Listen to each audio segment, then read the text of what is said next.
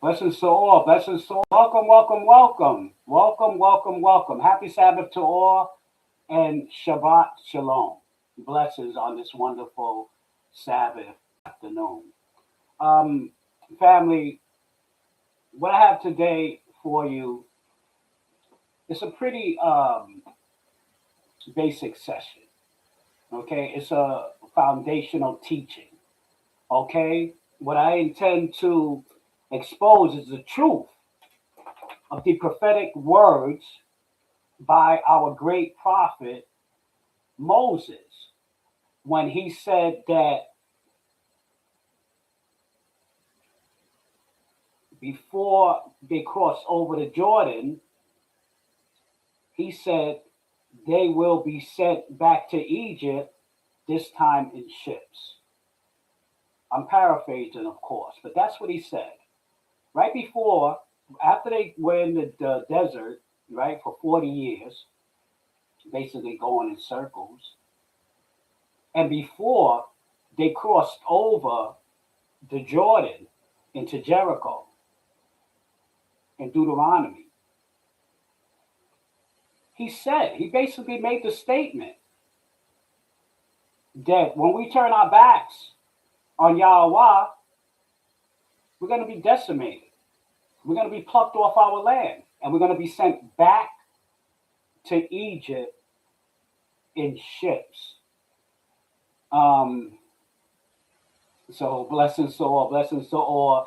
This is Rest on Seventh Ministries, and I am a servant of the Lord. And I'm smiling because of the thumbnail, right? Cruising to Egypt, right? And everybody looking shocked, right? It's a pretty funny thumbnail. But all the same, uh, it is. There's a lot of truth in it. Okay, there's a lot of truth in it, and the reason why I'm doing this session is because family, not everybody has the same knowledge.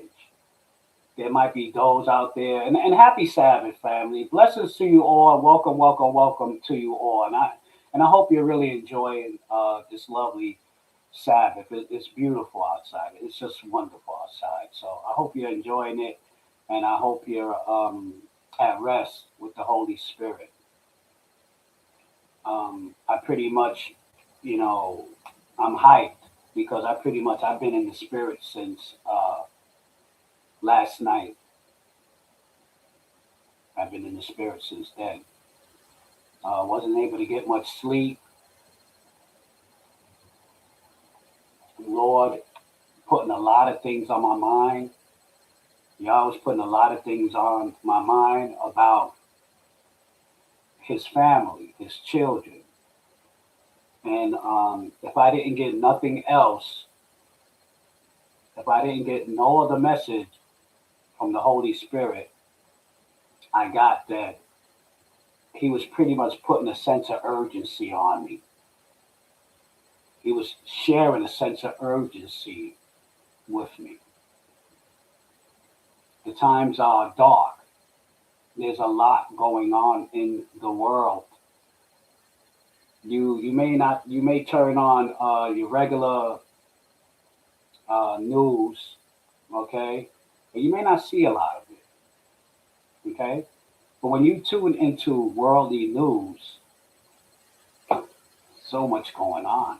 People dying all over the world, earthquakes, the threatenings of tsunamis. The days are really dark, and everything is going to come full circle. Everything is going to come full circle. Um,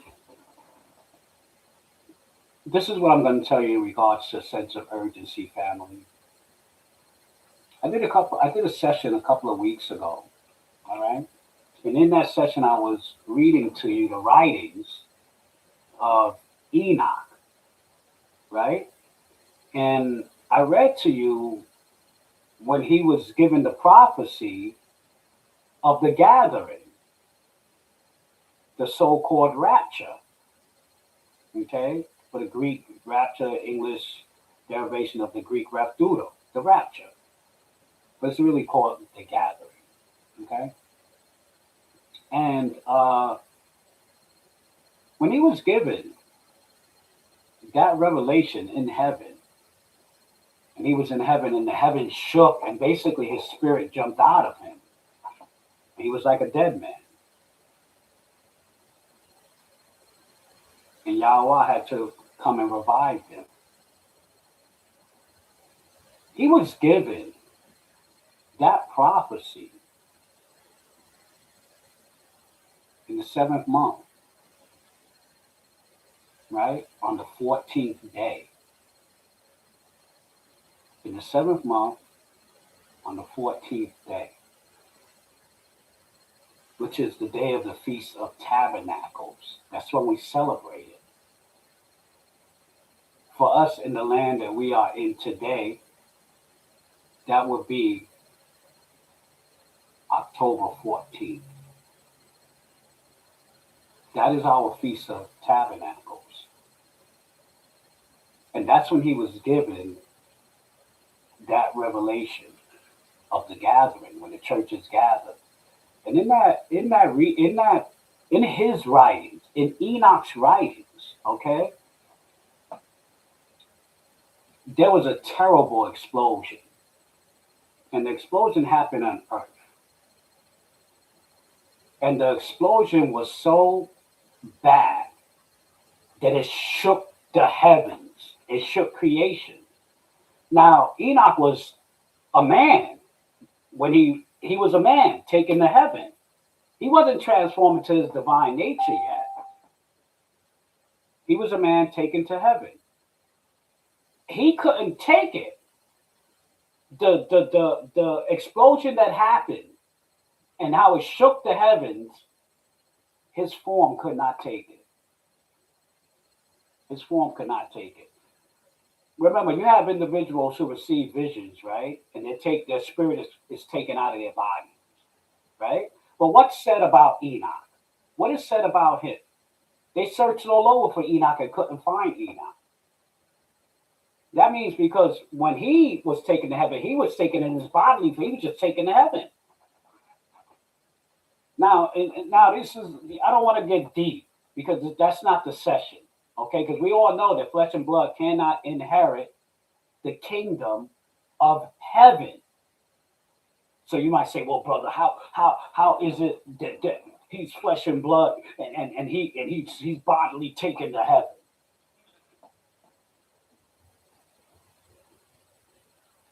Yahushua would explain that to Nicodemus when he told Nicodemus that only he who descends can ascend. If you are from the light, then you will ascend back to the light, whether you're in the flesh or not.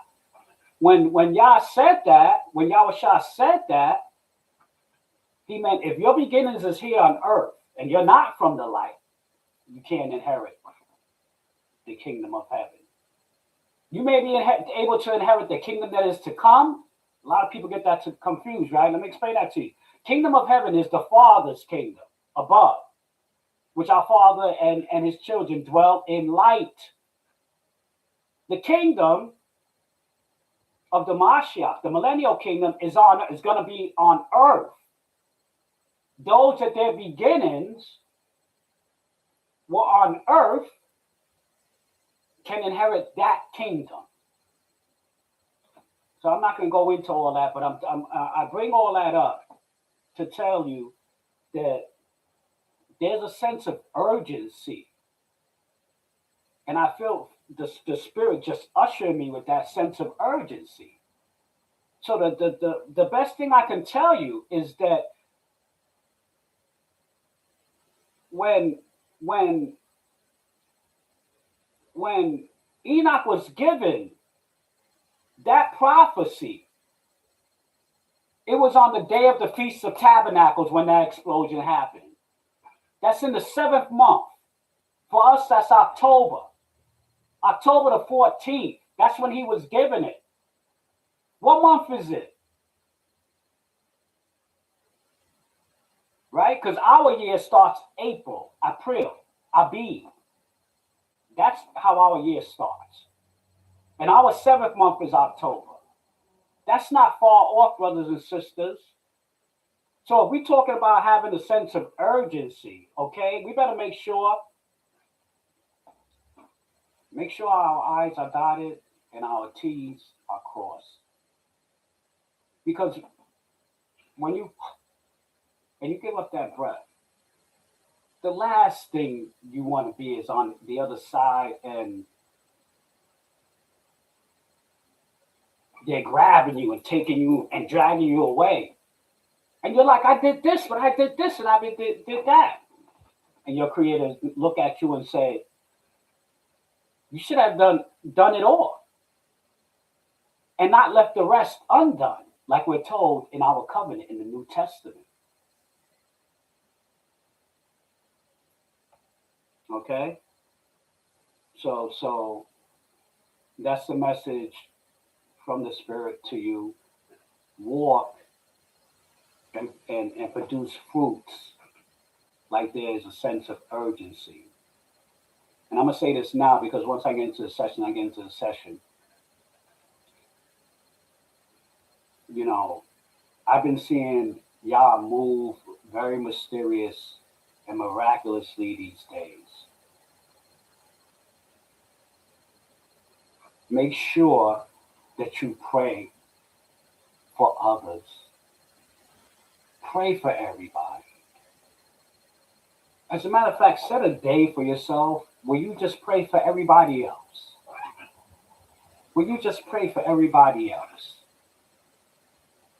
Pray. Try to forgive. Work on those things. Prayer for everybody. Forgiveness for everybody. Doing our best to humble ourselves as a people. We have a very large ego. It's something about the royal blood that we have. Man up. Family, man up and listen to what I'm telling you. And never mind about the outside noise.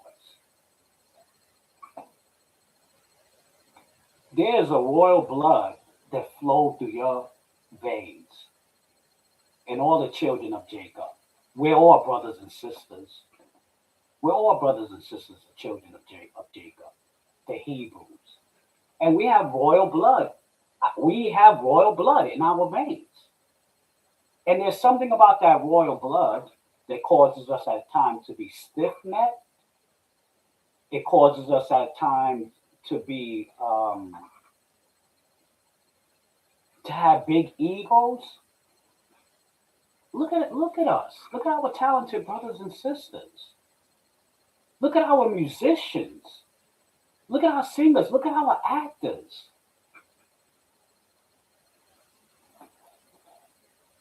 Our rappers rap about it's a very braggadocious art form. The art form of rap. It's very braggadocious in its nature. The person don't even have to have anything. And they'll grab a mic and they'll be on the mic bragging about things they don't have, but just bragging all the same. We have a very braggadocious nature. Look at our singers. Look at the female rappers, our female rappers, and what they rap about. Look at what our female singers sing about. It's all about their beauty and how much, you want to get with them. That's how our people are. And a lot of times for us to come down from that, that's something that's in us. It was in us back in the land.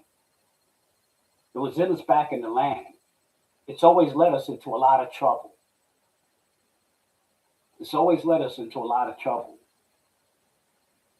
And look at our beginnings. And let me holler at you for a second. Because again, I started to say this. Everybody don't have the same knowledge. A lot of times I'll come on and I'll give you a really deep session. But there's times I come and I do foundational teachings. Because everybody don't know the same thing. So my job sitting in this seat, the gift that I've been given is to bring everybody, and to bring everybody up to par. You say you know, I'm sitting here, I'm talking about our braggadocious natures, how we are. And every time you see me, I got on jewels, I got my chains on. Because I love chains, I love jewelry. Our people love jewelry. Not only that, blessings, blessings, welcome, welcome to all, welcome to all, welcome to all. Happy Sabbath, blessings, blessings. Thank you for coming out and spending time with me. Our people love jewelry. And we look good in jewelry. Come on now. I'll say what most people won't say because I'm the old troublemaker. When we don jewelry, when our sisters put on jewelry, they look more beautiful than any other woman in the world with jewelry. So do our brothers. It's like jewelry becomes us. Why? And why is that? Well, whether you know it or not, when YAH pulled Abraham out of Macedonia, what's the first thing that he did to Abraham? What's the first thing that he did to Abraham? He put an earring in his ear and a chain around his neck. That's the first thing y'all did with our father, Abraham. Yeah, man. Yeah. Off the rip. I'm speaking off the rip. Rest on Seventh Ministries. The untold truth. I am a servant of the Lord. Off the rip. When Yah pulled Abraham, okay, out of Mesopotamia, and he would bring Abraham on his journey into Canaan, the first thing he did was put an earring in Abraham's ear and a chain around his neck. And he treated us, our Father, our Creator, YAH, treated us like that from the very beginning. What he told us before, what did he tell us? What did y'all tell us before we left Egypt? Yo, go over to them, to the Egyptians, see if they got some jewelry for you, some chains, some rings, some earrings, whatever. It tells you that in the scripture. We spoiled them before we left. We spoiled them. We went to them like, yo, you got some jewelry up in there? And they were scared, right? All the firstborn dead, they were scared. Yo, you got some jewelry up in there? What's up with that chain on the table there? What's up with that ring over there? Got an earring for me? And they were just giving us everything so we can go. Yeah, man. When we left out of Egypt, man, we had silks, we had all sorts of fine linens, we had jewelry. We got paid before we left there. We got paid before we left there. Like when you read the scriptures, read and understand what went on with our people. Read and understand what went on with our people. And then ask yourself, why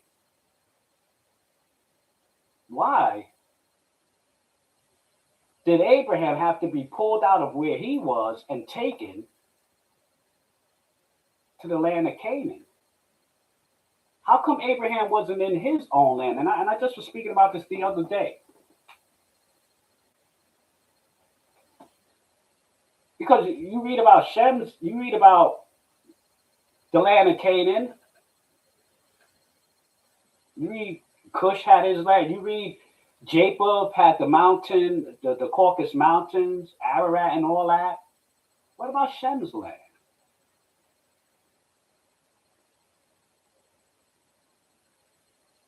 Us going through Canaan and destroying everything and killing everything, that was just the chickens coming home to roost. That's what that was, baby. That's what that was. That was originally our land that they took from us. And as we would go through and we would exterminate the giants and these people, because when you talk about the king Og, when you talk about Sihon, when you talk about these kings, the First Nations we were destroying when we came out of Egypt, those were giants in the land of Canaan. And nobody else could destroy them. Our people did. And through our conquerings, you know, all the jewels that we had, we were a rich nation. So when you see us in a braggadocious nature, when you see us being stiff-necked, there's a reason for that. We have royal blood in us. The Creator Himself came through our bloodline. I don't need to go no farther than that, but I will. Yah, the Creator of the heavens and the earth, He had always been good to us. You look at the state that we're in now, and it's ridiculous to who we were.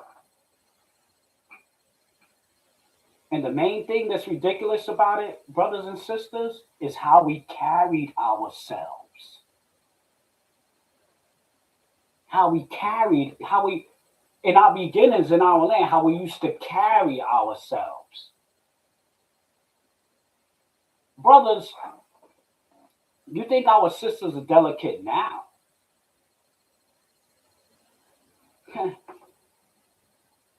Back in the land, they wouldn't even allow their feet to touch the ground. Read it in the scriptures. Our women wouldn't even put their feet on the ground.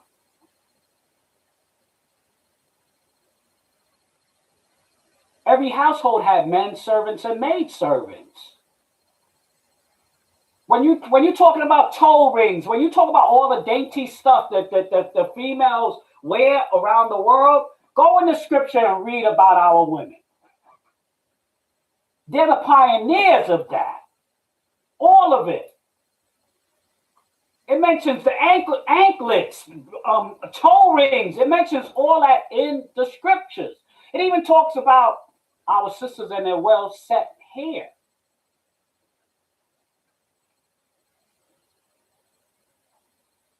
But now we're not in our land, right?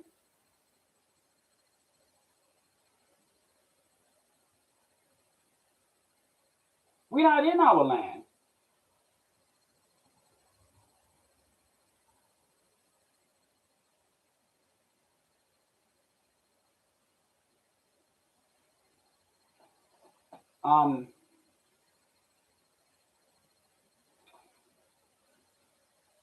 You know,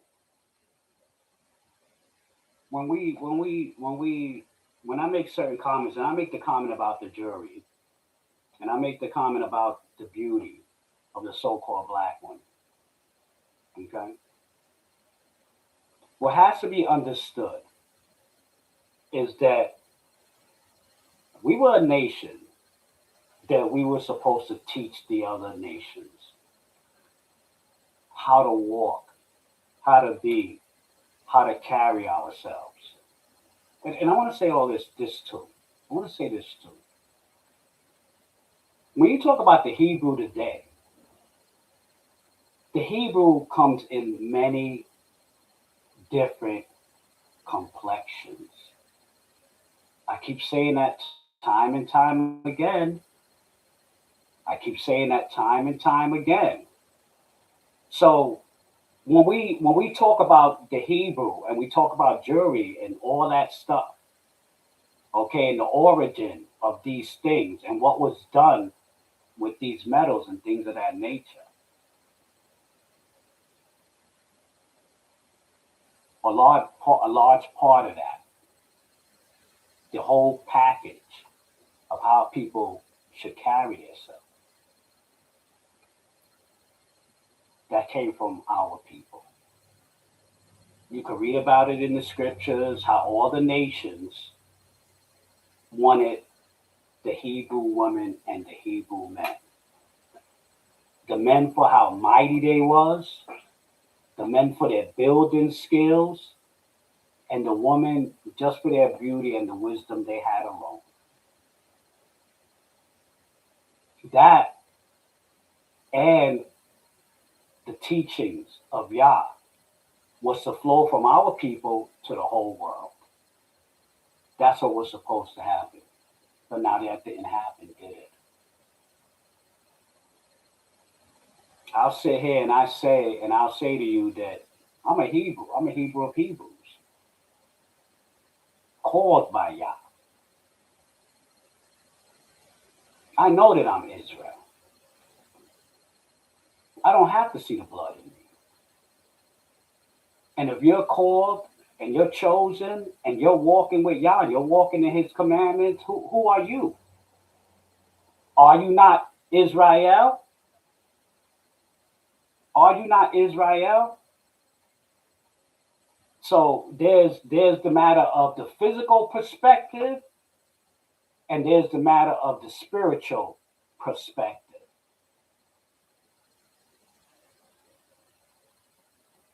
So when we talk about beauty and the essence of it, okay, and we talk about the Hebrews, all right, we're talking about a special line of people, okay, and it's not just in the skin color.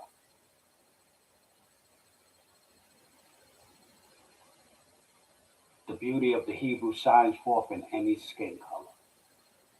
We're talking about people, okay, brothers and sisters. So in the book of Deuteronomy, when Moses is talking to the Hebrews before they cross over the Jordan and they go into Jericho to take Jericho, Moses is talking to the Hebrews and he's giving basically a summary of what had happened over the last 40 years in the desert. He says a lot. But one of the things he says that is eye catching, that I don't know if the Hebrews caught it at the time when he said it, I just don't know. But he told them, when you turn your back on Yah and you start worshiping idols and other gods, he's going to pluck you off the land and send you back to Egypt in ships. Um,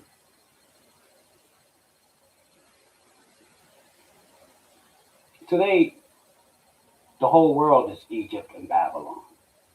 The whole world is Egypt and Babylon. And the word Egypt was used synonymously in the biblical scriptures with captivity. Captivity.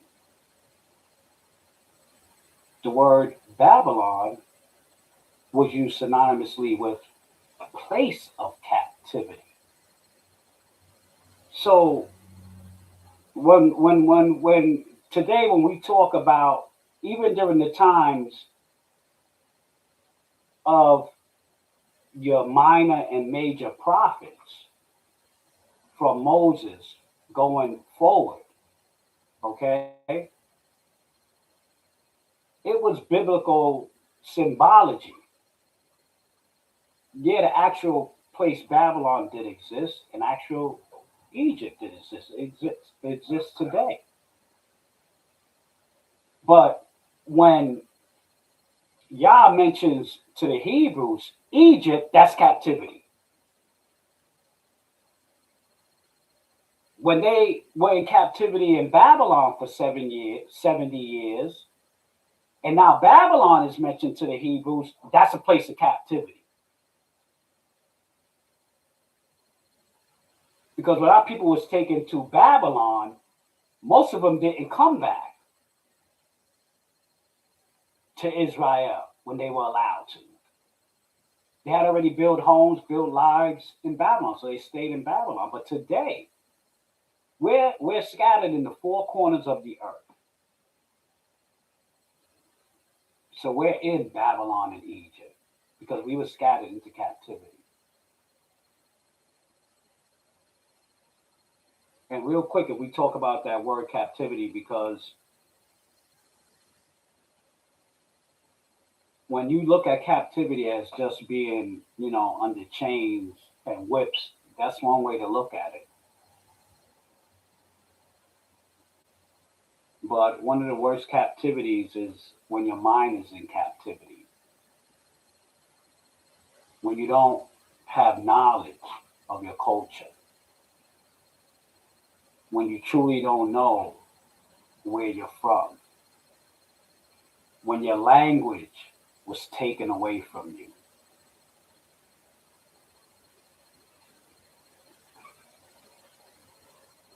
when your God, your Elohim, was taken away from you, and you're held captive, worshiping a God that is not a God.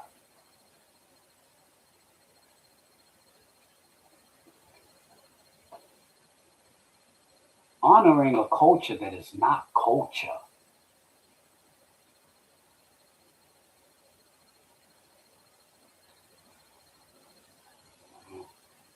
When you don't know your beginnings,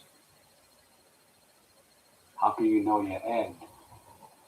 When you don't know where you come from, how can you know where you're going? That's captivity, man. That's captivity. A lot of us have been able to become good citizens in the four corners of the world and make a decent living, but a lot of us have not. A lot of us have not. And you have individuals who they don't have knowledge, and they're not doing great, whether physically, financially, or for whatever reason, and they see the plight of our people, and they ask, why are we like this? Why did this happen to us? Why are we at the bottom and everybody above us? And I mean as a nation. And I mean as a nation. And I'll agree with you that it starts with each and every one of us first to pull ourselves out and to pull our children out and to teach our children the right way. A lot of times when we look upon our brothers and sisters who are not doing well, then it's pretty sad. It's pretty sad.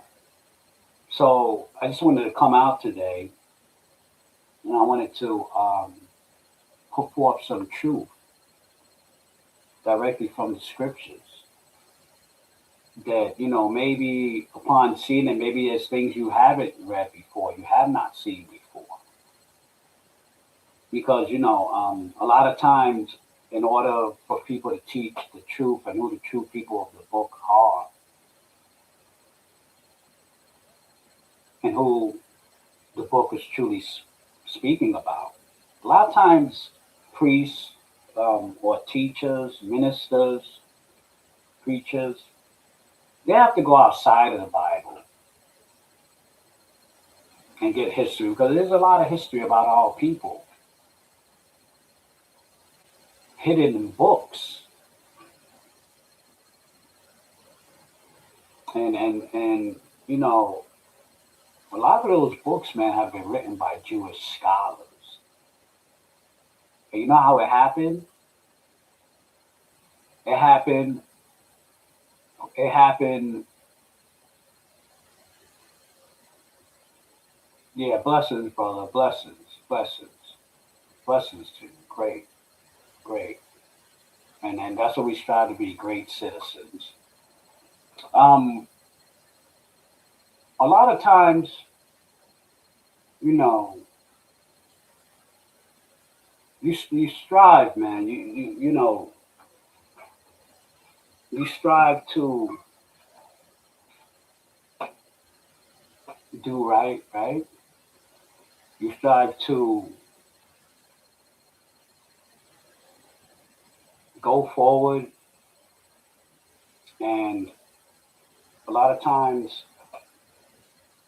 if you don't have a strong knowledge, a strong foundation of where you come from, a strong knowledge, a strong foundation of where you come from, it's going to be hard. Okay, and a lot of it has to do with not, like I said, having true culture and knowing where you're truly from. And you could look in there's like you have Jewish scholars that they've gone out and try to research because they want to provide a history for their families. And when I say Jewish scholars, I mean the so-called Caucasian Jews. And they go out and they try to research, and then they come to find out that they're not of the tribes of Israel. And then they search and they dig deeper. And they find out who the true people of the book are. And you have many proselytes in the world who crossed over into Judaism. I'm not talking about that. I'm talking about the 12 tribes of Israel. I'm talking about the 12 tribes of Israel. And when they find out who the true people of the book are, they're shocked and amazed. But they accepted, and they have published a lot of books. So you have Hebrew brothers that have published history about our people. You have Jewish scholars, and then you have other scholars as well. So you can get the history of the true people, the true Hebrew people. You can find it in history books. But you can also find it directly in the scriptures if you know what you are reading. And again, man, when we start having this conversation about slavery and a people enslaved, a people killed, 2/3 of their people decimated, 1/3 lost to murder and slaughter, another third lost to slavery, the other third on the run. When we talk about that people, you need to know your history. You need to know your history. Okay?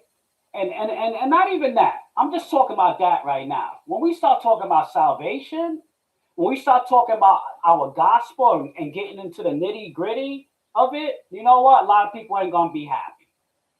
A lot of people ain't going to be happy. But I find it fair ground to speak up for my brothers and sisters. I'm not hurting nobody else.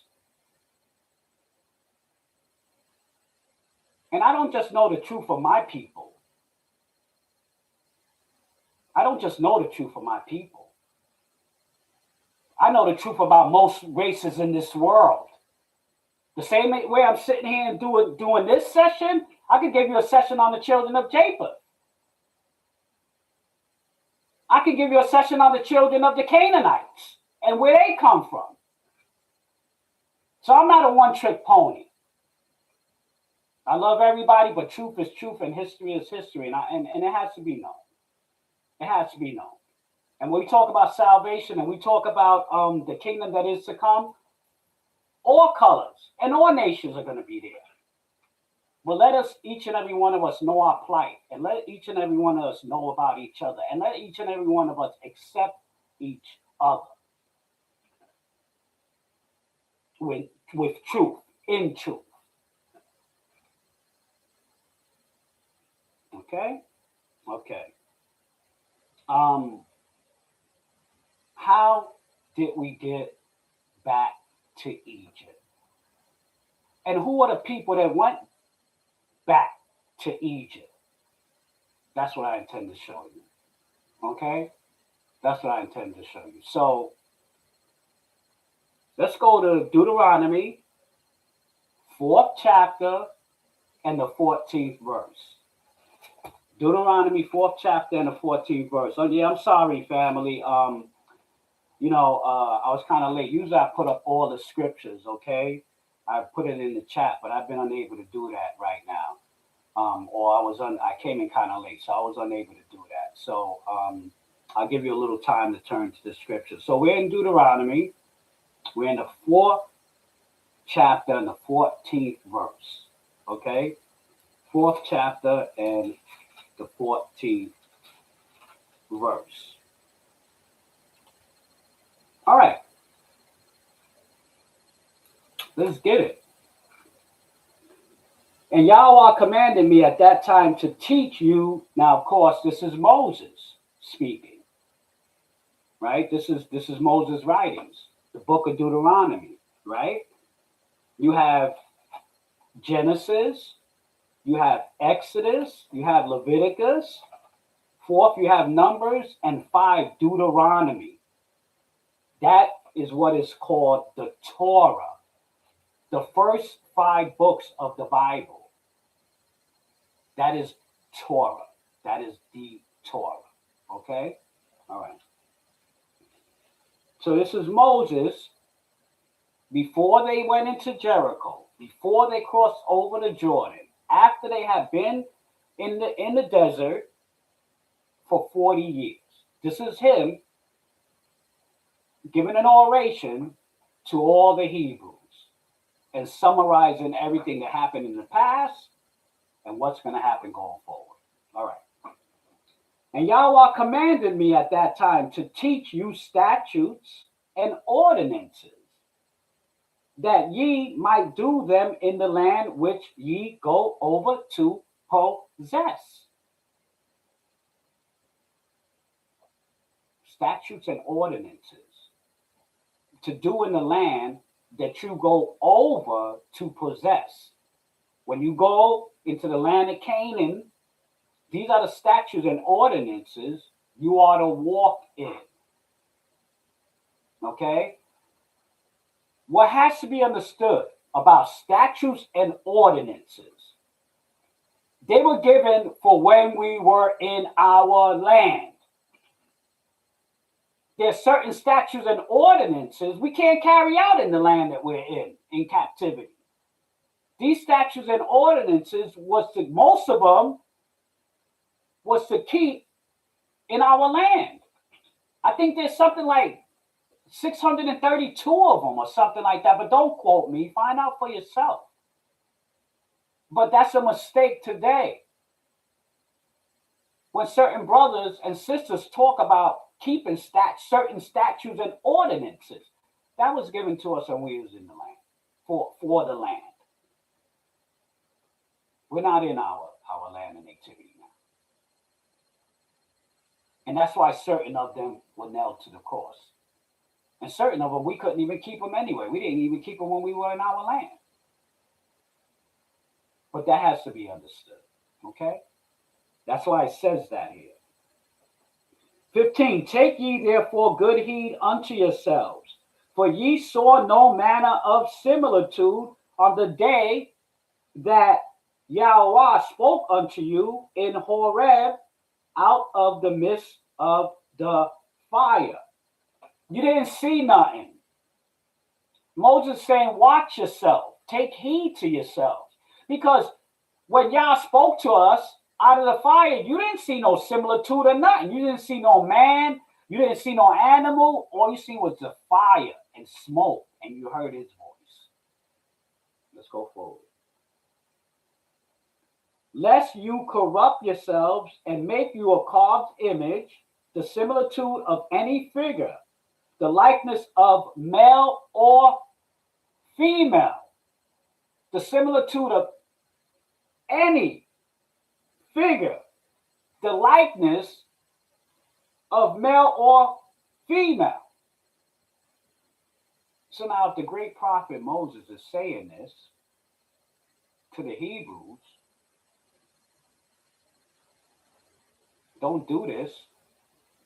Don't take to yourself any likeness of any man, any female, anything, and call it your God. Let's go forward. If he's saying this here, is it all right today to do that? To have an image of your God and call it the God of salvation? The God of the Hebrews? Is it all right to do that? Let's go forward.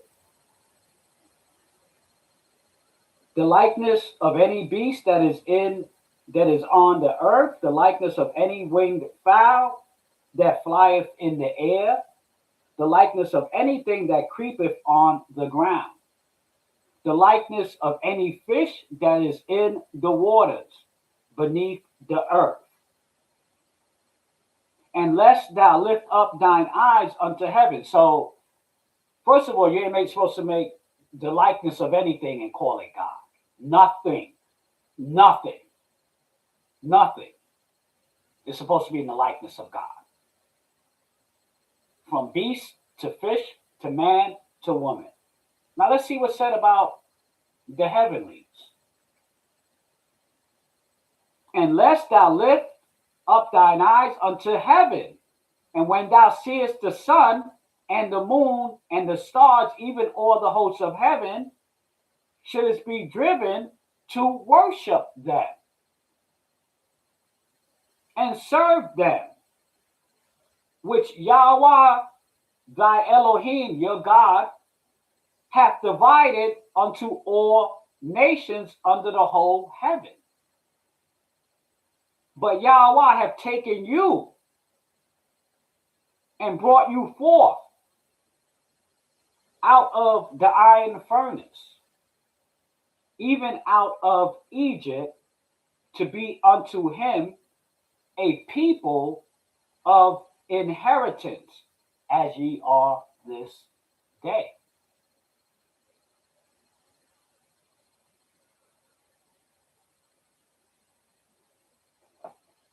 So that the Hebrews were chosen. They were chosen. Now, they were chosen from God out of all the people of the earth. Now, when he gave our people, our ancestors, these ordinances and these statutes, back in Egypt, they were worshiping false gods, statues. They were worshiping the stars, the moon, the sun. You're not supposed to do that. As a Hebrew, you're not supposed to do that. That's what the Egyptians were doing. That's done today in this nation, the nation of captivity. It's done here in the nation, no? Well, yes. See, man, when it comes to the truth, man,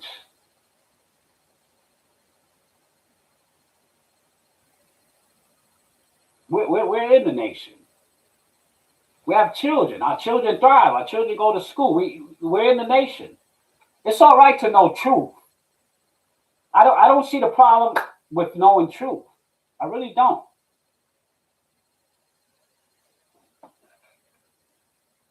I don't even have to go into a lot. When I speak what I speak, I don't have to go into a lot. I'll give it to you like this. Let's start from the first day of the week. Sunday. Why is that day called Sunday? Because it's the day of the sun. It's the day of the sun. What about Monday? Why is that day called Monday? It's the day of the moon. What about Tuesday? What about Wednesday? What about Thursday? Woden's Day, Tears Day. Friday, Frigga's Day. Saturday, Saturn, Day of Saturn. You want to talk about the months now? What are we doing? What are we doing? We're in a nation of sun, moon worshipers, of worshipers of stars. That's the nation we're in. And most of the nations around the world are like that. That's what they worship. Well, this just it. Yahweh didn't want that from his children. He didn't want that. Well, let's not act like let's not say we walking with Yah, but we don't understand what's going on. Because that's not knowledge, wisdom, and understanding. And Yah has told us, before you're get knowledge, wisdom, and understanding. Knowledge about who he is. Knowledge about who you are. Knowledge about who the nations are. When y'all would teach us all these things, it was supposed to be that the nations around us that was doing all these other things would look at us and see the way we walk and the way we do things and follow us. So that our people will blanket the earth and teach the earth, and everybody will be serving one God, one Elohim. Isn't that what we want? Isn't that what we want? Let's go forward. Let's go forward. They were not supposed to do that. They were not supposed to do that.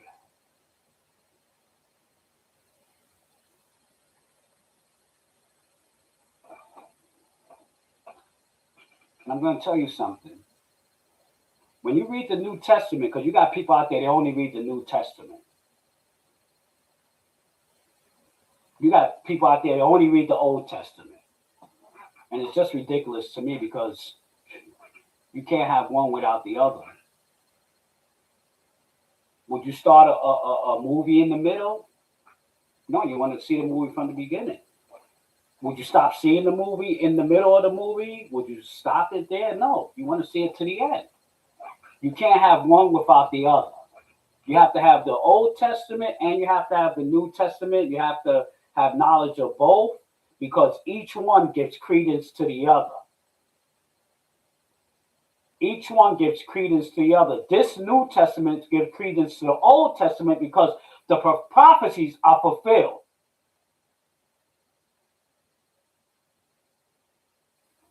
So on and so forth, right? The Old Testament to the New Testament, right? Because you go in the New Testament in our covenant, when you read our covenant, well, a lot of things you have to figure out and got to know. You got to go to the Old Testament. What you have to keep in mind is that when Yahushua came and he was teaching, what did he teach from? He taught from the Old Testament. So you have to have knowledge of both, right? Okay. Let's drop down, stay in the 4th chapter, and let's drop down to the 24th verse. The 24th verse. For Yahweh the Elohim is a consuming fire, even a jealous God. He's a consuming fire, even a jealous God. Okay? When thou shalt beget children and children's children, and you shall have remained long in the land, and shall corrupt yourselves, and make a carved image, or the likeness of anything, and shall do evil in the sight of Yahweh thy Elohim to provoke him to anger. Let me rewind. Because I really want to capture that. I really want to capture that. Verse 25. When you shall beget children and children's children, and you shall have remained long in the land, talking in Israel, and shall corrupt yourselves, and make a carved image,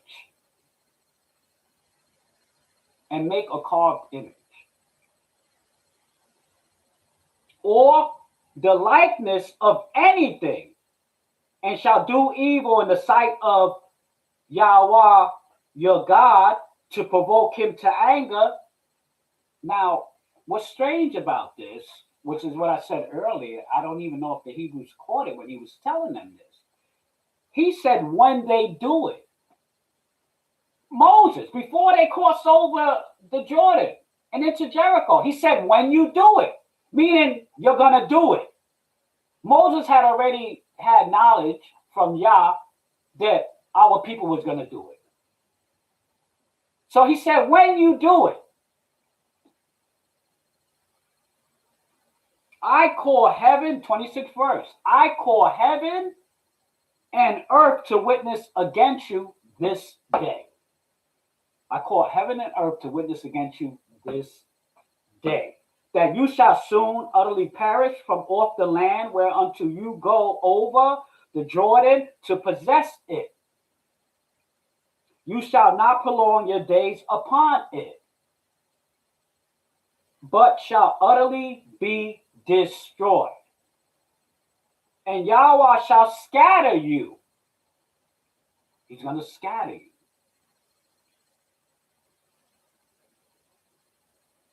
Among the nations. He's going to scatter you among the nations. And you shall be left few in number among the nations, where Yahweh shall lead you. And there, in those nations where you're scattered, and there you shall serve gods, the work of men's hands, wood and stone, which neither see nor hear nor eat nor smell.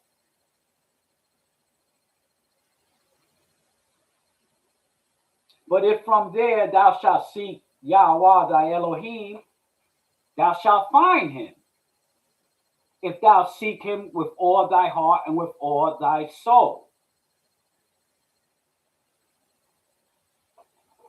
It's crazy, because basically Moses is saying to our ancestors that we were going to do that, and that when we're scattered to the four corners of the world, if we seek him, right? If we seek him, we'll find him. But we got to seek him with all our heart and with all our soul. Do we seek Yah today with all our heart and all our soul? Or do we say, well, I'm going to do this. I'll get to that later. How are we seeking him, brothers and sisters? Because in our covenant, it says you should have done it all and not left the rest undone. See, when you do it all, you're seeking him with all your heart, all your soul, and all your mind.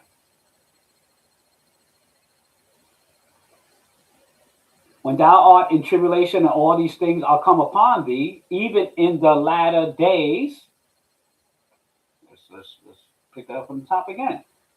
When you are in tribulation and all these things are come upon you, even in the latter days, if you turn to Yahweh, your God, and shall be obedient unto his voice, obedient unto his voice,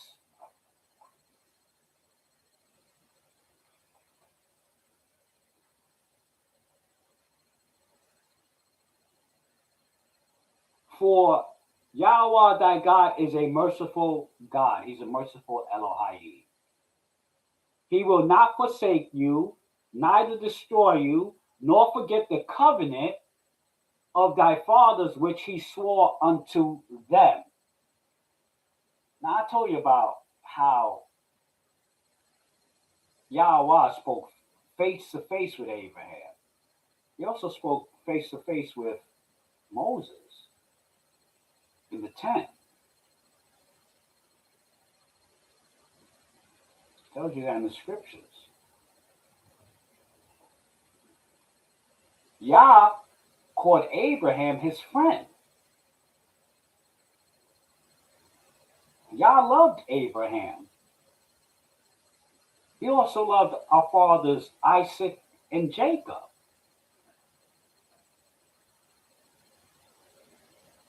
He loved them. And he made promises to them. And he keeps his promises. Just like he made a promise to King David about his son Solomon.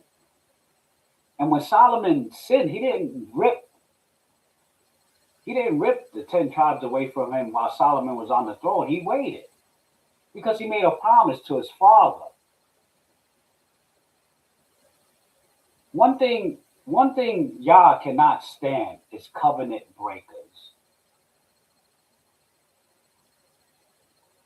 One thing Yah cannot stand is covenant breakers.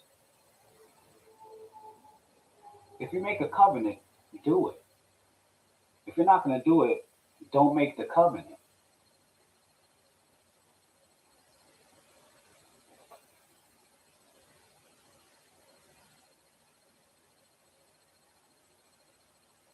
"32. For ask now of the days that are past, which were before you, since the day that Elohim created man upon the earth, and ask from the one side of heaven unto the other, whether there have been any such thing as this great thing is, or hath been heard like it. Did ever people hear the voice of God speaking out of the midst of the fire, as thou hast heard, and live? Or have God ventured to go and take him a nation from the midst of another nation, by temptations, by signs, and by wonders, and by war, and by a mighty hand, and by an outstretched arm, and by great terrors, according to all that Yahweh your Elohim did for you in Egypt before your eyes? Has that ever happened before? This is the question that Moses is posing to the Hebrews. Has that ever happened before? You ever heard of anything, such a thing? The answer would be no. The answer would be no.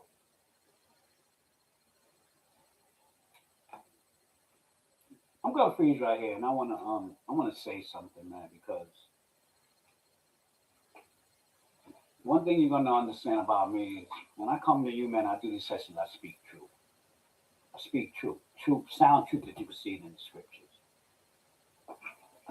Salvation is of the Jews. Salvation is of the Hebrews. Did you know that? Did y'all know that? Oh no, I could just accept Yahusha as my Lord and Savior, and I'm good. Is it that simple? Is that what the scriptures say? What about his people? Can you receive salvation? This is your question. This is your question. Pretty big question. Write it down in your book. Can you receive salvation, eternal life, if you hate his people? If you hate his people, can you receive eternal life? Can you hate his people and still receive eternal life? I'm going to tell y'all what a lot of people don't know. You have to accept his people, and then you can accept him. You could worship him, but you got to accept his people. And it says that in the scriptures. Y'all do know that, right?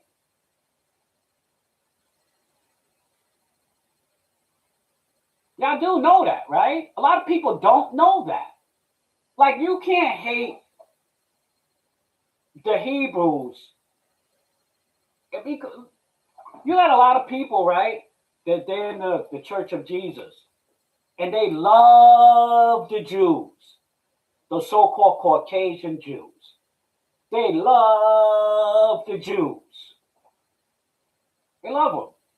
And that's okay, because you're not supposed to just love them. You're supposed to love everybody. You're supposed to love everybody. You have to do it all and not leave the rest undone. You can't sit back and hate the so-called black man. Let's tell it like it is, man. You can't sit down because, I talk about many different things. This is just today's session, okay? You can't sit back and hate the so-called black man and think you're going to be saved. The very spirit that Yah gives you is a spirit of love. And I understand the flesh has to follow. You have to work on it. You have to work on it. Loving everyone, no matter what their color is. I just said a little while ago, okay? I love everybody.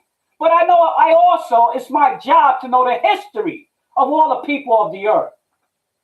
If I don't know that, how can I sit in the seat that I'm in? And y'all said it at least 2 times in the scriptures. That truth is a bittersweet pill. And everybody ain't gonna be happy with it. But it is what it is. Let me just throw my book away and throw everything away. And let me just turn off everything and go. And just lay in a corner somewhere and not speak truth. Let me just do that. Let me just do that.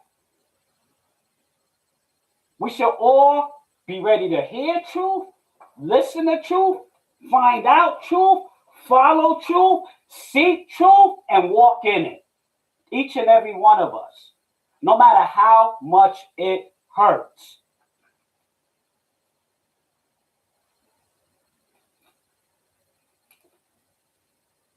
When I speak about my people, I don't speak that we're the greatest of all people.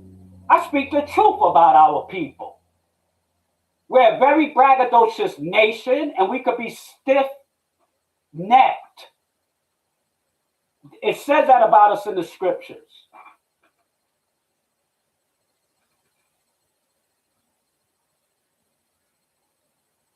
This has never been done. That a people have been chosen and taken out like that, and God revealed himself. The signs and miraculous wonders. And our people go and turn our backs on him. Our people go and turn our backs on him. You know, I was reading last night until the morning. I told you I've been in spirit since last night.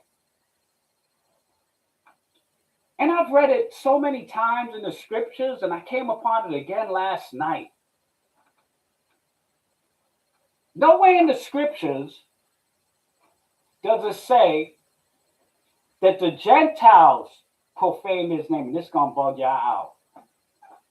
Nowhere in the scriptures does it say that the other nations profane his name. You know what it says?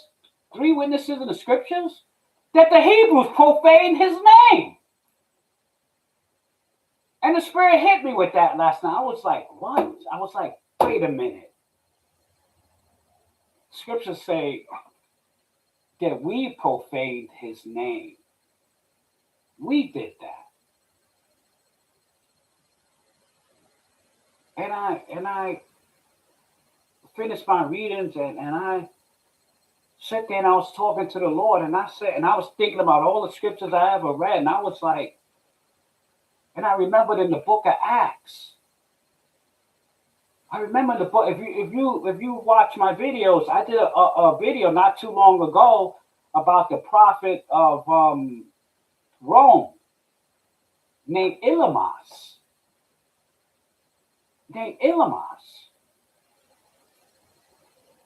And his Greek name was Bar Jesus. He's a prophet of Jesus. And he came against the prophet of Yahusha, Paul. And Paul struck him blind. And I said, that prophet of Iesous was a Hebrew during the time of Rome. And then I read in the Holy Writ that our people profaned Yah's name. And that opened up a whole nother can of worms for me. Because now I got to go and do some deep dive researching. Not just no Google search, so I got to go do some research. The Lord is sending me to research.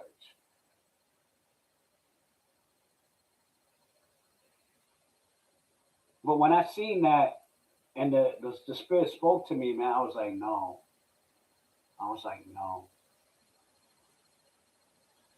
Don't tell me that, because I've read it so many times. And a lot of times, brothers and sisters, I keep saying it, man.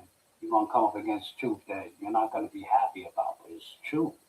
And what I love about our Creator, the Creator of the heavens and the earth, our Heavenly Father, is that it don't matter how the truth looks to you or how you feel about it. He going to give it to you anyway. That's how you know that this is not written by man. This is God breathed. This is God breathed. And there ain't no one nation that's perfect. There ain't no one nation that's perfect. So we were told here how to stay in our land. We were told here the miraculous things that was done with, for us. We was told what not to do. I want to stay in this 4th chapter, and I want to go to the 48th verse because I want to show you something there. Okay? We were told what we had to do.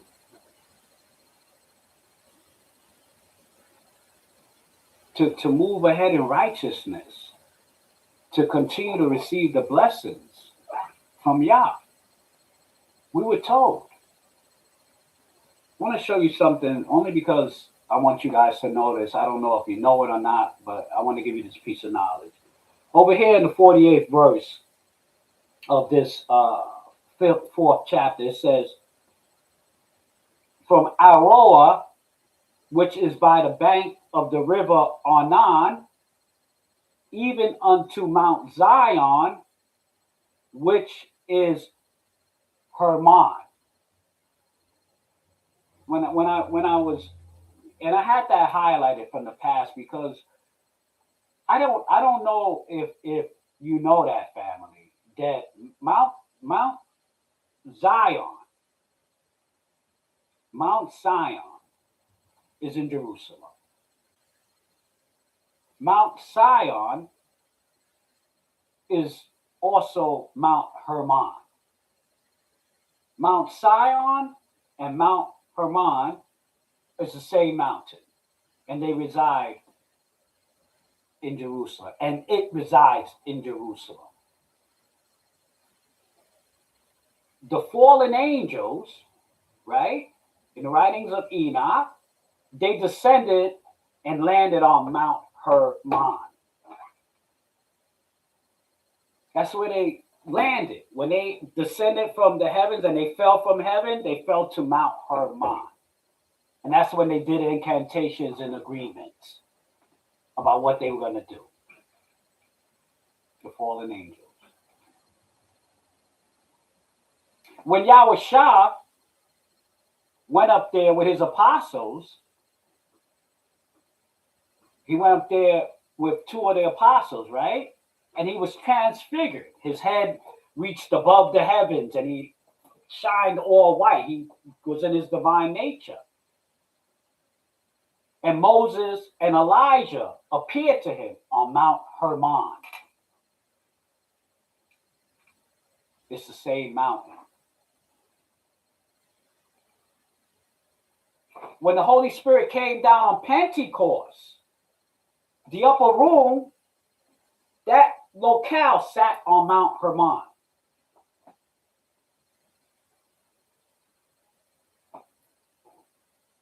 The Holy Spirit descended to the upper room, which is on Mount Hermon.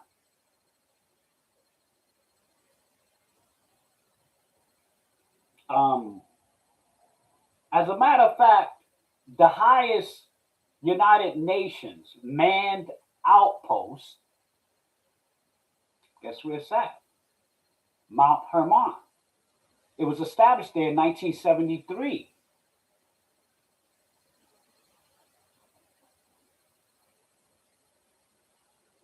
You got the fallen angels descending on it.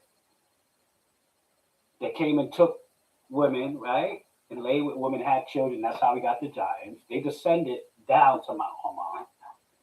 When Yahushua was transfigured, it was on Mount Hermon. When the Holy Spirit descended on Pentecost, it was to Mount Hermon. Let's see now. They have the highest manned UN outpost on Mount Hermon. It was established in 1973 to so-called keep peace. Without anybody telling you anything else about the hotel that's there and about other things that's there, and the fact that not just the Hebrews or not just the so-called Caucasian Jews, but also the Muslims and also other religious groups flock to Mount Hermon and do rituals and all sorts of stuff there. So what does that tell you about Mount Hermon? And while we at it, man, I wanted to also tell you this because I didn't know if you knew this or not. I just want to make sure I give you this piece of knowledge. You probably know it anyway. Okay, so Mount Sinai and Mount Hermon and Mount Horeb, Mount Sinai and Mount Horeb is the same mountain, right?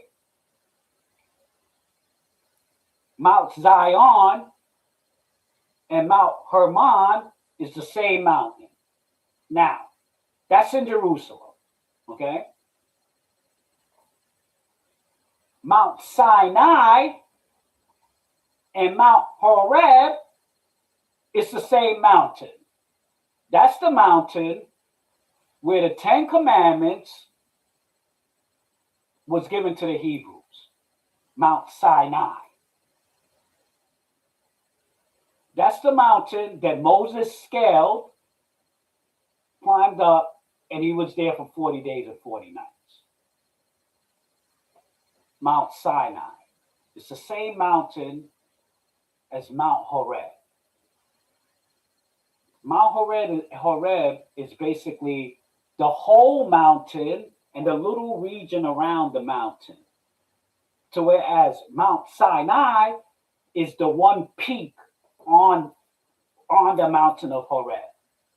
So I didn't know if you knew that about the mountains, because I know here in the mountains and this and that, and you read in the script, it could get kind of confusing. What about the Mount of Olives? What about the Mount of Olives? Let's talk about that mountain real quick. The Mount of Olives is in Jerusalem. That's where Yahushua would frequently meet with his apostles in the Mount of Olives. As a matter of fact, that's where he went to pray in the Garden of Gethsemane, which is located at the foot, at just above the foot level of the Mount of Olives.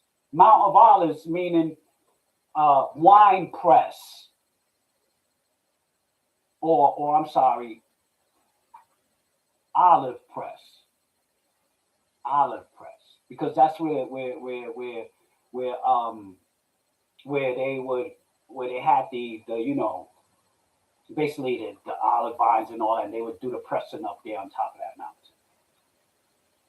Yeah, and the Garden of Gethsemane is when Yahusha, he went there to pray to Yahweh right before he had the sins of the world put on him. Remember that?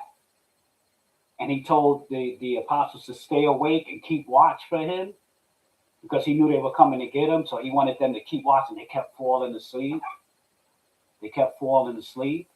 And he went and he prayed to Yahweh. And he said, Father, if this cup can be removed. In other words, you could take this from me, take it away from me. But if it's your will, let your will be done. And our Father put the sins of the world on him. And it was so painful. A lot of people think the beating that Yahusha took and the crucifixion was the most painful. The most painful thing about that whole experience was when he had all the sins of the world, past, present, and future sins of everybody in the world, no matter how evil the sins was, when he had that put on him. When he had that put on him, it was so painful that he started dripping blood. He started sweating. His sweat, he was sweating blood. No, the man didn't even touch him there. He was sweating blood because of the sins of the world that was put on him and the pain and anger neither. He was gone. So I wanted to speak to you real quick and just give you that knowledge about the mountains, the different mountains, and where they appear in the scriptures and how you could tell them apart. Maybe, hopefully, you wrote them down for yourself so you can know the difference between all these mountains. Okay. All right. Let's shoot over to Deuteronomy. Stay in the same book, Deuteronomy. Let's go to the 28th chapter, and I'm going to move fast because this is, we're coming to the ending of it.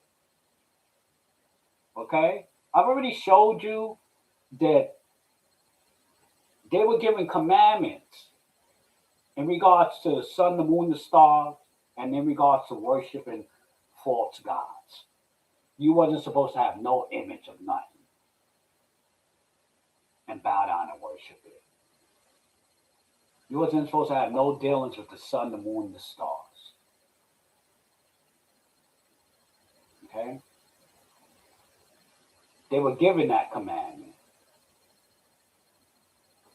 Moses told them, he called the heaven and the earth to witness against them. He said, when you do this, when you do that, and you make you a carved image, and you turn your back on Yah, and you start worshiping these other gods, this is what's going to happen to you. So he told them that they were going to do it. So it was, Moses already gave the prophecy that they were going to do it. Our people, our ancestors would do it, and what was going to happen to them.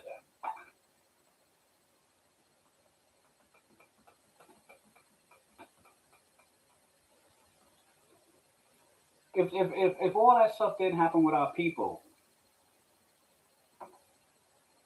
are the Gentiles nations of the earth saved?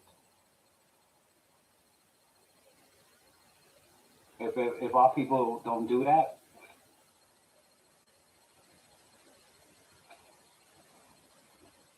You got to answer yes. If the nations would still be saved. Because what did I say in the beginning? Our job was supposed to have been to teach the nations. We had two paths. We could have stayed on the path of righteousness and did what we were supposed to do. We would have remained in our land, and we would have ended up teaching the whole world. Because by sheer numbers, by our numbers, we would have ended up blanketing the whole world with our numbers, and we would have taught the whole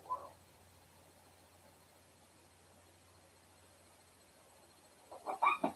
I guess it just wasn't in the cards for our people, huh? We're in the book of Deuteronomy. We're in the 28th chapter, and we're at the 32nd verse. Deuteronomy, 28th chapter, and the 32nd verse. Okay. Again, this is Moses, right? This is later on in his soliloquy. Okay, this is later on. All right. As he's talking to them. Here we go, 32nd verse. Thy sons and thy daughters shall be given unto another people, and thine eyes shall look and fail. Now, obviously, he's talking to the Hebrews. I have to cut it somewhere. I can't read all the other stuff. But obviously, at this point, this is later on, right? He's talking to the Hebrews, and he's telling them what's going to happen if you don't walk in the statutes, if you don't walk in the ordinances, if you don't walk in the commandments. This is what's going to happen to you. Okay, now listen to it. Because in listening to it, it identifies the people. It identifies the people, the nation. Listen. Thy sons and thy daughters shall be given unto another people, and thine eyes shall look and fail with longing for them all the day long. And there shall be no might in thine hand. Your sons and daughters are going to be taken and given unto another people. Now, we know that happened. In slavery, that happened. Okay? Whether it was in slavery amongst Babylon, whether it was in slavery amongst Egypt, Mecca, Spain, Portugal, Lisbon, Africa, the Americas,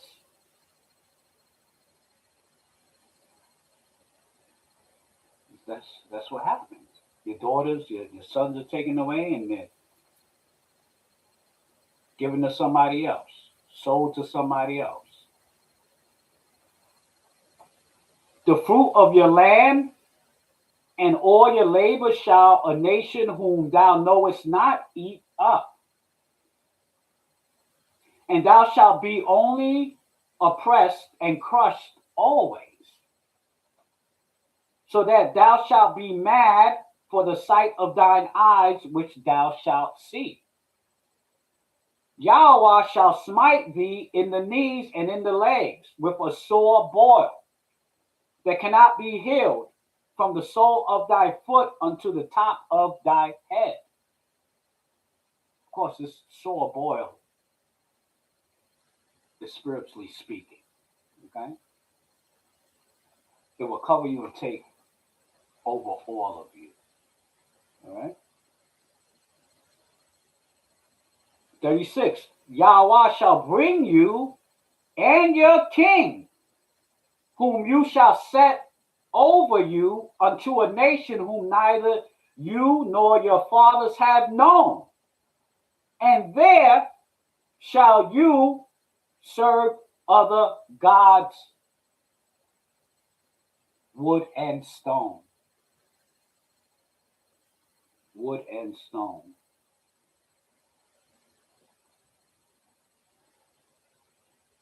So let me get this right. Yahweh shall bring you and your king, whom you shall set over you. And when Moses is saying this, I don't know if the Hebrews got it. Because they didn't have a king over them. They had judges. This was the thing about these people. Everyone, all the other nations had kings, monarchs. They had kings, right?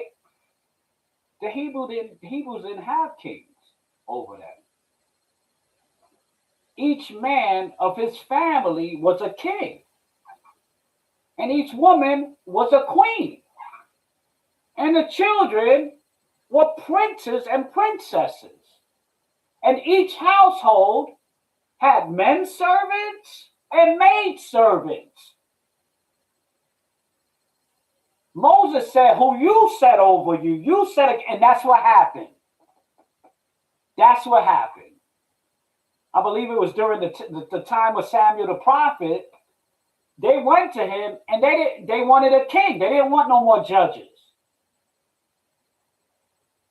Judges of thousands, judges of hundreds. They didn't want that. They wanted a king. And Samuel, he was mad sad. And he went to the Lord and told the Lord. And the Lord said, don't be sad. Don't be worried about it. They're not pushing you to the side. They're pushing me to the side. Because Yah was our king, the creator of the heavens and the earth. He was our king. And we were kings of the earth. You ever wondered why Yahweh Shah is Lord of Lords and Kings of Kings? That's who we were meant to be. But we wanted, you know,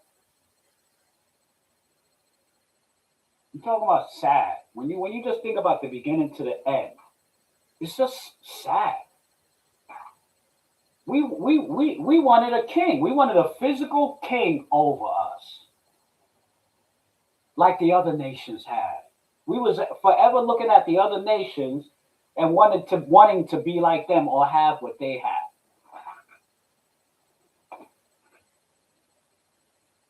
And Yah said, tell them that when they have a king, he's going to demand money for them.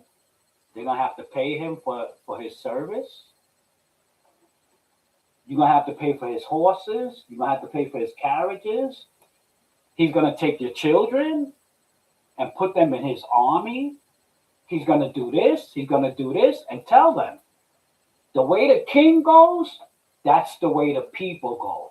If Yah's our king, He's righteous. We walk in righteousness. But if somehow, perchance, we put a king in the seat that's not righteous, that doesn't walk in righteousness, the people don't walk in righteousness. Isn't that what happened? As your king goes, so does the people.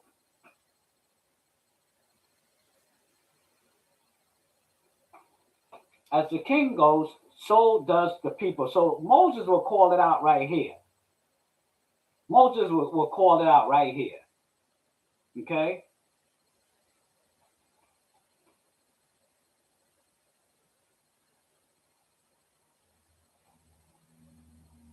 Okay?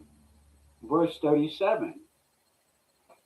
And thou shalt become an astonishment, a proverb, and a byword among all nations to which Yahweh shall lead thee. The word nigger, Nika,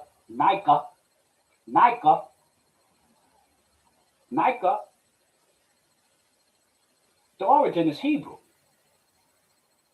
The origin is Hebrew. And that word was a term of endearment. What is it today? There's arguments about, can you say it or not? Can this people say it? Can that people say the word? Can this, blah, blah, blah.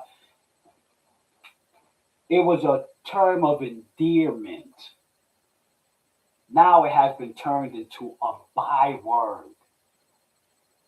And you have a whole people associated with that byword. Let's see what it says here. And you shall become an astonishment. An astonishment. How could a nation so powerful that was so rich and was above everybody in the world, how can they fall so far from grace? They had a God protecting them. Once we turned our back on him, our Father, and he turned his back on us, it was open season for the nations. Open season. Let's go forward. Again, verse 37, and thou shalt become an astonishment, a proverb, and a byword among all nations to which Yahweh shall lead thee. Thou shalt carry much seed out into the field. Thou shalt carry much seed out into the field. And shall gather but little in, for the locust shall consume it.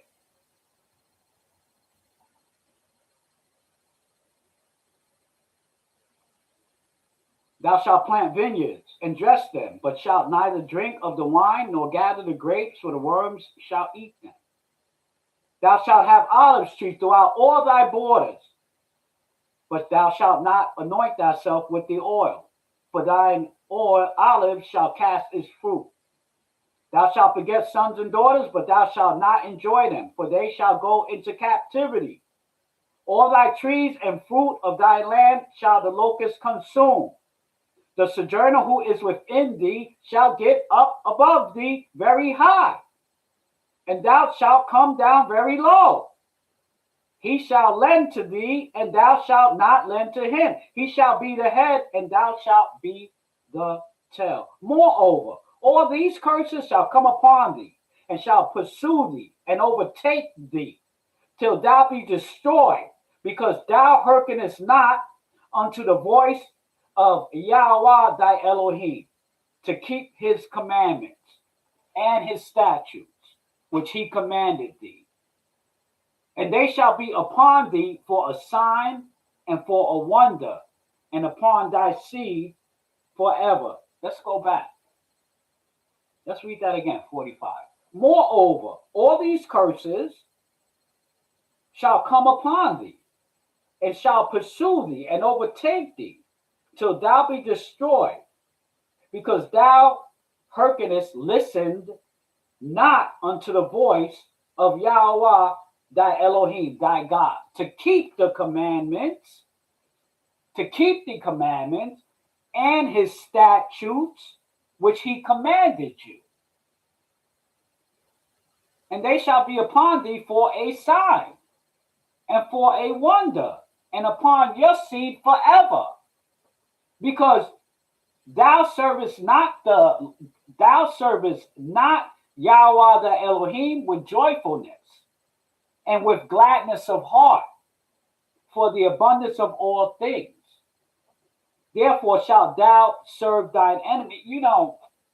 For the abundance of all things. You had everything, and you still didn't serve him with all your heart. You wasn't happy serving him. You wasn't happy because you had to do something. You had to act a certain way and walk a certain way. A lot of people are like that in this world, in this life. You meet a lot of people like that. Everybody wants something for nothing. Let's go forward. Therefore shalt thou serve thine enemies whom Yahweh shall send against thee, in hunger and in thirst and in nakedness and in lack of all things.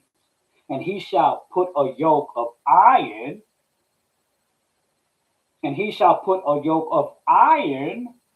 upon your neck until he have destroyed thee. Is it metaphorical? Is it spiritual? Is it biblical symbolism? This yoke of iron upon your neck? Because we know that's what happened to their people, to our people, to our ancestors. The yoke of iron. Our people know about that all too well. Let's go forward. Let's go to let's stay in 28. And you know what? Let's go to the 68th verse. I want to read something. Same book, Deuteronomy, 28th chapter, 68th verse. And Yahweh shall bring thee into Egypt again with ships. Now that's biblical symbolism. You could call it prophetic typology. And Yahweh, verse 68, and Yahweh shall bring you into Egypt, meaning into captivity, again with ships, right? We walked to Goshen with our father Jacob. We walked to Goshen when Joseph was put over the land of Egypt. We walked as a family, 70 strong. We didn't cross water to get to Egypt last time, but this Egypt, and Yahweh shall bring thee into Egypt again. You're going into captivity again. This time in ships, with ships. By the way whereof I spoke unto thee, thou shalt see it no more again. And there ye shall be sold unto your enemies for male and female slaves. And no man shall buy you. So this Egypt that our people were going to go in, if we went against ultimately we were going to be destroyed off our land. We wouldn't see our land no more. And this particular Egypt, you had to get to it by ships.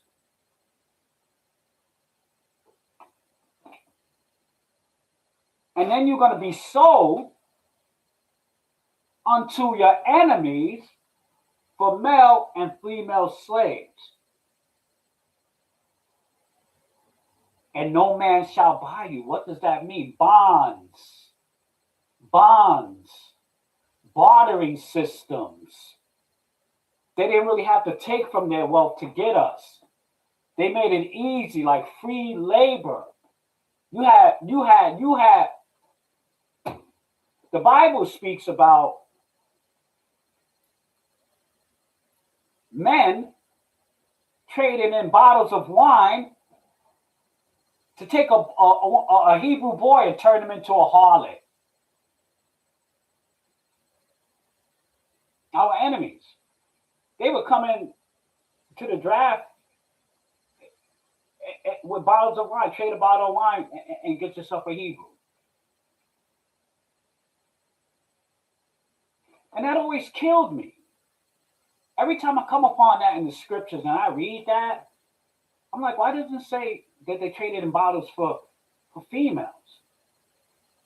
Why does it say that? Why does it mention it like that in the scriptures that they traded a bottle of wine to take a Hebrew male and turn him into a harlot? I mean, you trade a bottle of wine to take this Hebrew boy and rape him.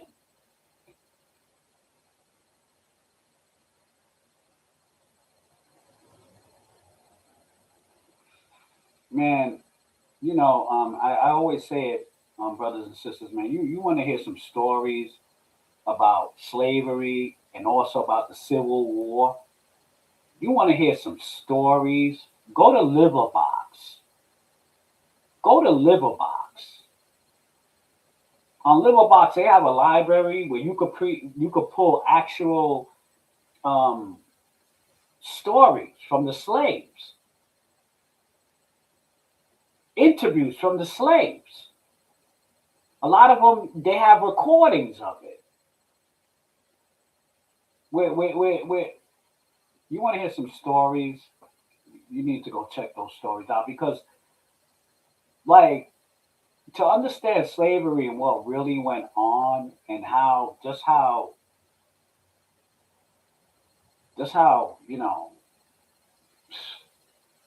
better yet, stay away from it.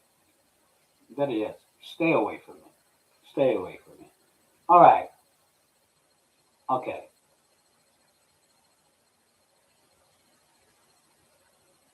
So this was the prophecy in Deuteronomy.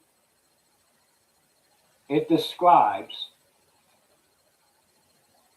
it describes the captivity in Babylon. It described captivity in um, Spain, Portugal, Lisbon, um, all over the world, all over the world.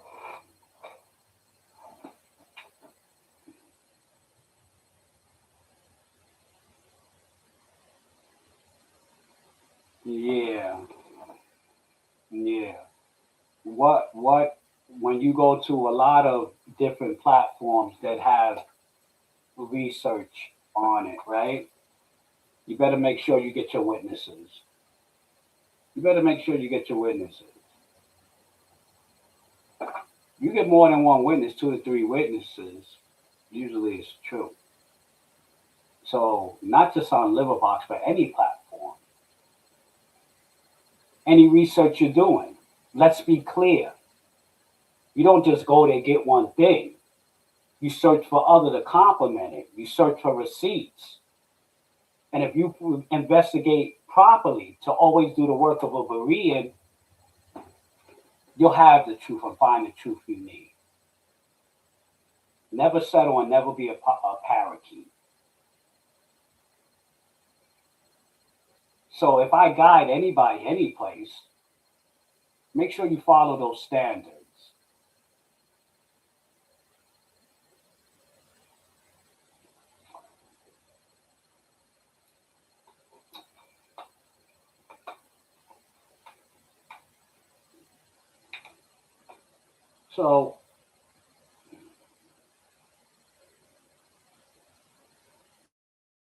So we find that in those places, whether it be Spain, whether it be Portugal, whether it be Lisbon, whether it be Brazil, whether it be Mecca, whether it be Egypt, when we speak about slavery, right? When we speak about slavery, this mimics it.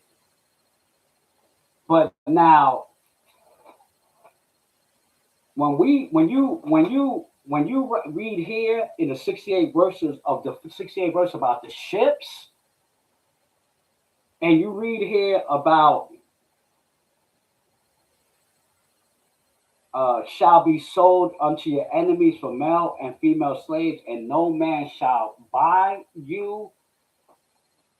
When you do your investigative research and you read about what went on during the transatlantic slave trade,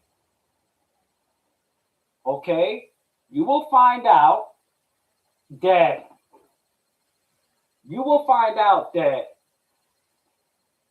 a lot of the people that was getting the slaves didn't have money. They didn't have money. And they were coming and trading anything for the slaves to get a slave. And basically they were getting free labor. That's not like talking about the ancient slavery and the nations, how they had gold and they were doing this. That's talking about the new world. This is talking about the final outcome of the people, where they wouldn't get back to their land and never see their land, because after Babylon, we see our land.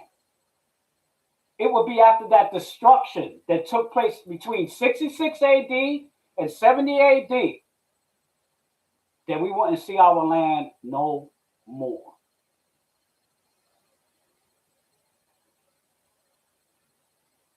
Now, we already read about Egypt. We read about what Moses said. We read about male and female slaves, and no man shall buy you. We read about that. Okay. And before I go to the last one, as we come to the end of today's session, I just got one more for you, and I'm just going to kill it with this one. Because the whole object is to show you who the people of the book are. Who are the people of the book? Well, I need to see more, bro. All right, I got a little more for you. And, I try to pick stuff that I don't have to read, because there's way more in this book that show who the people of the book are. There's way more. But my goal always when I come out, brothers and sisters, and I teach, is so that I give you something, I point you to certain scriptures, and you go yourself and read subsequent verses before and after. That's like I'm pinpointing where you find the information. And let me just say this. Who's built up the world more than the Hebrews? Who's built up the world more than the Hebrews? Huh?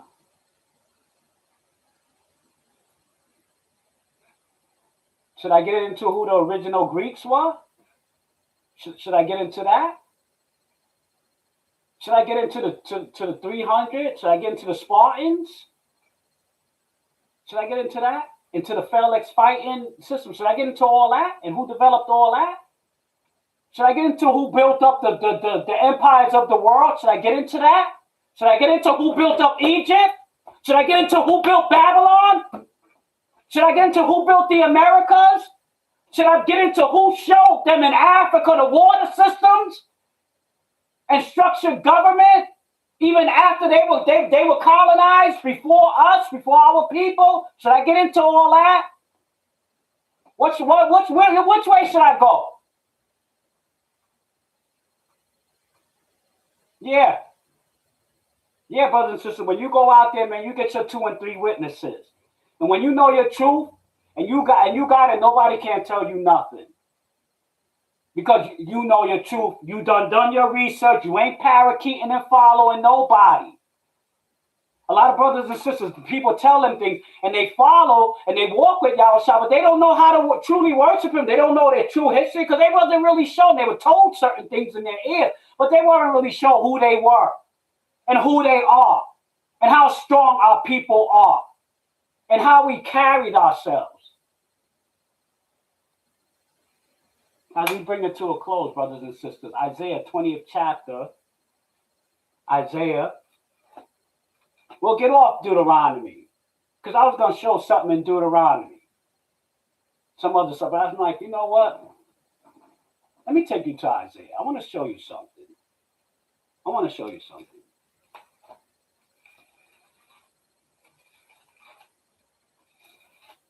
Isaiah 20th chapter, first verse.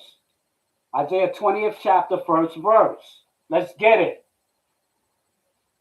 Let's get it. In the year that Tartan came unto Ashdod, when Sargon, the king of Assyria, sent him and fought against Ashdod and took it, at the same time spoke Yahweh by Isaiah, the son of Amos, saying, Go and loose the sackcloth from off thy loins, and put off thy shoe from thy foot. And he did so, walking naked and barefoot. When people, let me say this too, man. Fake prophet and fake teacher. When men come to you and talk about their prophets and their teacher, learn what a real prophet is. Learn what a real prophet is. Learn what a real teacher of Elohim, a real teacher of God is. One who suffers and one who is accustomed to suffering. Because it is a blessing and it is a curse. Look at what happened. Look at what happened with our brother. Look at what happened with our brother Isaiah. Look at what y'all had him doing. You think the seat of a teacher is a glamorous seat? The seat of a teacher of Yah is glamorous? You have no clue. You have no clue. And he did so, walking naked and barefoot. And it says here, and Yahweh said, as my servant Isaiah hath walked naked and barefoot 3 years for a sign and wonder upon Egypt and upon Ethiopia. Let's put things into perspective. Everyone knows so much. Everyone knows so much. Let's put things into perspective. That's why I brought you here. Okay? To put things in perspective. To prove a point, Yahweh had our brother, the great prophet Isaiah, loose his loincloth, take off his clothes, and take off his shoes, and walk barefooted, naked, for 3 years to prove a point about Ethiopia, who they say is the cradle of civilization, Africa, who they say they got original Jews in there, who they say we're the same people.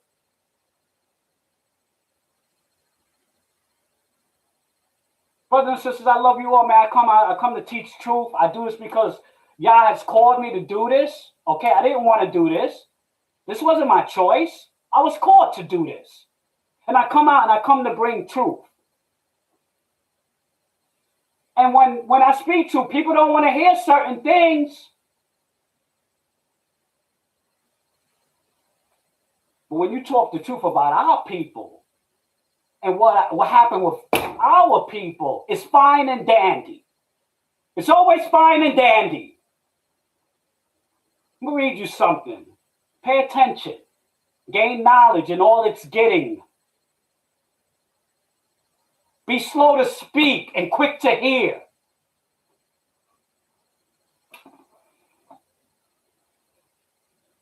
And Yahweh said, as my servant Isaiah hath walked naked and barefoot 3 years for a sign and wonder upon Egypt and Ethiopia. Put a hook on that. So shall the king of Assyria lead away the Egyptians as prisoners, and the Ethiopians as captives. Young, old, naked, and barefooted, even with their buttocks uncovered, to the shame of Egypt. The king of Assyria. Who is that? That's going to lead away the captives of Egypt and the captives of Ethiopia, Africa. Who is this king of Assyria? Tell me if you know.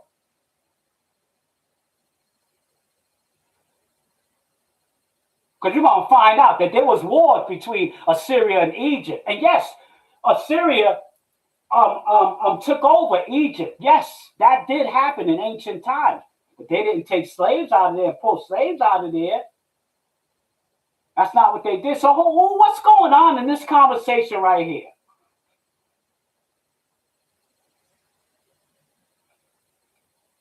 What's going on?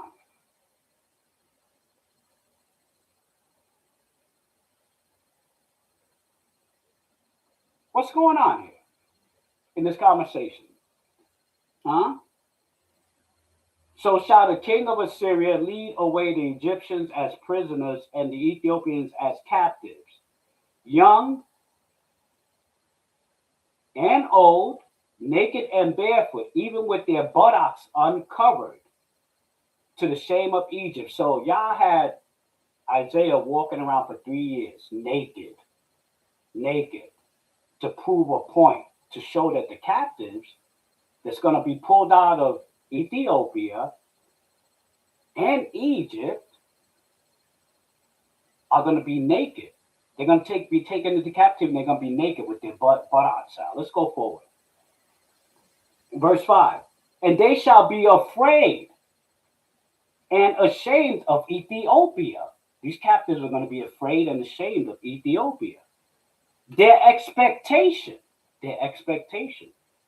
And of Egypt, their glory. And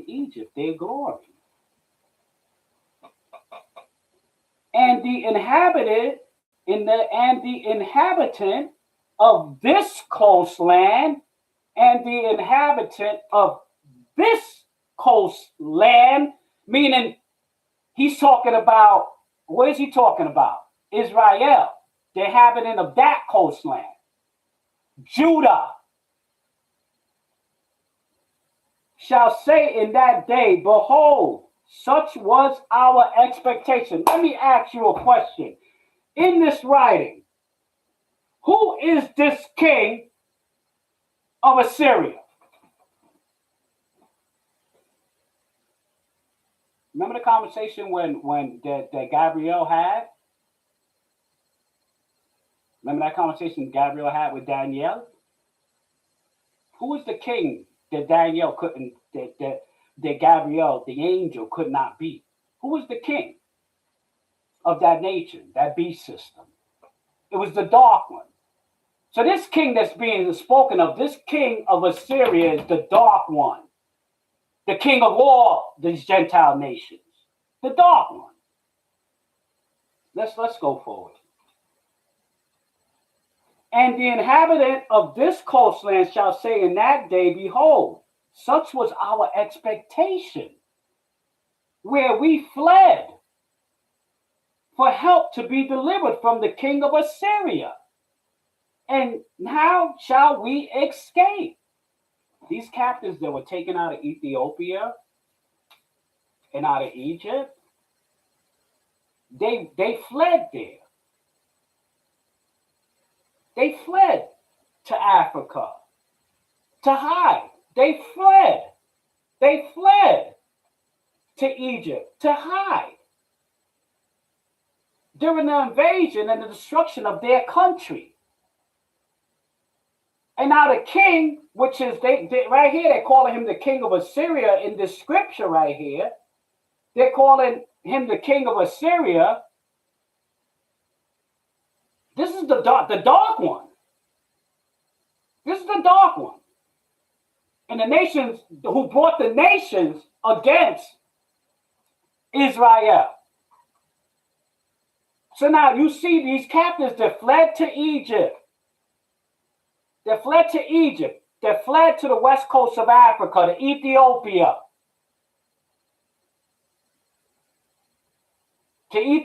Because why is it called Africa now? Because Africanus, right? The Roman general Africanus who conquered it. That's why it's called Africa, because Africanus, the Roman general, conquered it. But what was it called before that? So these Israelites, these Hebrews, that they was in running and they ran to Africa or Ethiopia. They ran to Egypt. What happened? What happened?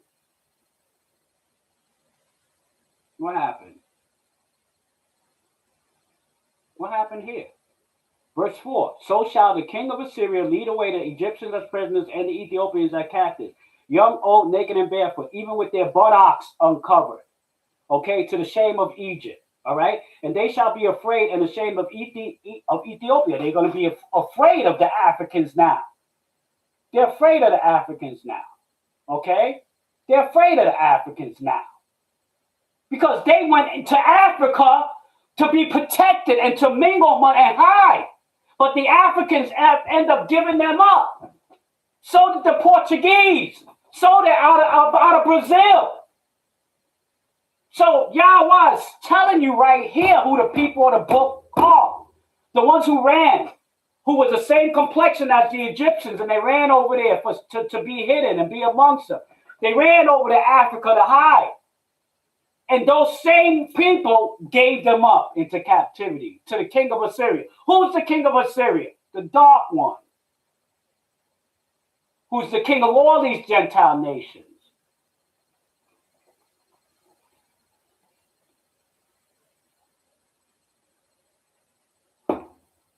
Cruising to Egypt.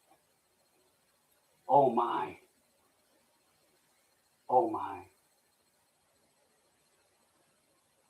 Captivity.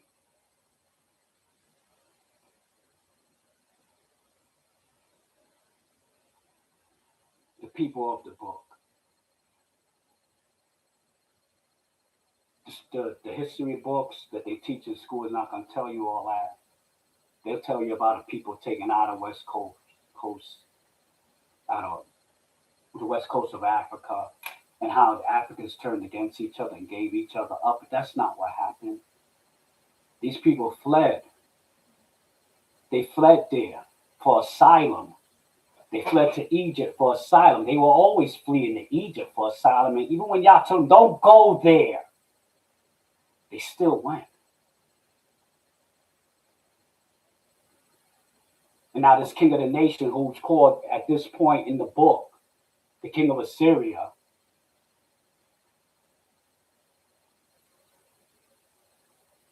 they gave him up to captivity.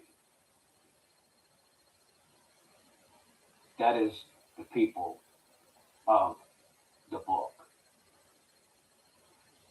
So, blessings to all family. I hope you got something from today's session. And remember,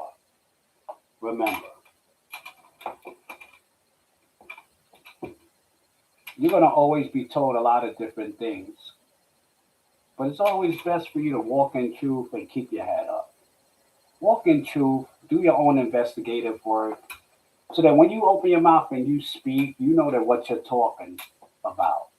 All right? And if you don't know what you're talking about, then just keep your mouth shut and learn. Basically, we all need to know our roles, right? So blessings to you all. Blessings to you all. Have a wonderful Sabbath. If you like my content, please hit the like button and leave a comment. Okay, leave a comment. And again, there's a sense of urgency put upon the people of the earth these days. So be careful and let's make sure we do the whole and not leave the rest undone. So blessings to you all, family. Blessings to you all. Enjoy.